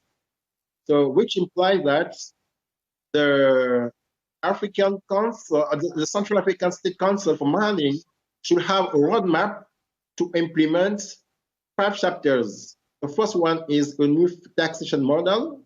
The second one will be a new policy for local development. The third one will be a new model of mining contracts. The fourth one will be the mutualization of infrastructure, energy, and rainfall. And the last one, new partnership should be launched between the states, Central African territories. This is the general way where I can domesticate African mining in Central Africa. We did get bits of your discussions, but finally we'll come to you, Mr. Frank Mujenyi, and MADI as a team for having organized this 2-day conference. What are the main key take-homes? What's the way forward moving from here? Thank you so much, Mildred, and thanks for having moderated these 2 days so fantastically well. Thank you. You look to have mastered the subject yourself, so it was very, very easy for us to flow. Thank you so much. We started with this conference by saying that it's time for Africa to make a break, and I want to use what we normally use in some other literature, that Africa need to move away from NATO, NATO, And when normally people say NATO, they think of NATO which drops the bombs. But this is just literally no action talk only. Because Africa, we've been talking too much and we've not put anything into action. So it's time to move. And from our speakers, and I think Vincent has picked what I also wanted to conclude with, what Musa said. One is that if you want to go fast, walk alone. And if you want to go far, go together. So Africa cannot develop the mineral resource sector in a sovereign way. It is my minerals. It has to be looked at. Antwerp is the processing for Europe. Everybody knows. And the other places. So why don't we have a processing hub, a processing zone, an industrial zone, specifically for mineral resources as a region, for sub-region. So we need to look at, if you want to add value, we have to look at economies of scale. We need to have to look at how do we manage lowering cost of production and transaction. Secondly, is what again Musa said and alluded to by Vincent, that Africa, and you also conclude on it, Africa has what the world wants, and the world has what we want. But if we are going to get what we want from what we have ourselves before the world takes it, because it's been taking it for long, we need to rethink of we need to rewrite our narrative. We need to shift the paradigm and start thinking, how do we have that partnership that I benefit? It's a mutual benefit. You'll hear some people come to strategy to work with us in partnership. They say it's a win-win. But when you look at that win-win, you find someone is winning more than you win, because they know what they want, but you don't know what you want. So they come dangling, some carrots, and you pick it and say, oh, you have won, but you haven't won. They have taken 3, 4, or 10 carrots on the other side. So we need to rethink on our strategic partnerships with our partners. And to end this is that Minerals Africa Development Institution has come to provide that support to member states to make informed decisions in order to benefit from their mineral resource sector. Thank you very much, Mr. Frank Mujenyi. Thank you very much, Vincent, for all the time. And thank you, Cynthia, for sparing time to come through. And a special thanks to MADI for ensuring that we come to a discussion of Africa's potential, the minerals, the wealth that we do have, that we have not gone ahead to utilize as much as possible, and someone else is probably taking advantage of this. For our audience that was online, thank you so much for engaging in this conference. We can continue with the discussion online using the hashtag MADI E Conference 2020. I remain Mildred Tohaise. A very good evening to you. Thank you so much. At 4:30 will be the 2021 updates coming through for you.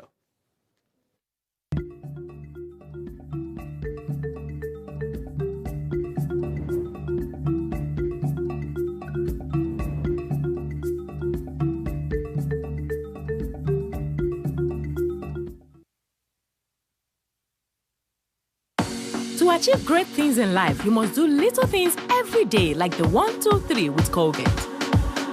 1, wake up, wake up. 2, brush up, brush up. 3, smile through your day with a fresh breath and strong tea. Smile through your day with a fresh breath and strong tea. Do the 1, 2, 3 with Colgate and give yourself a future to smell about.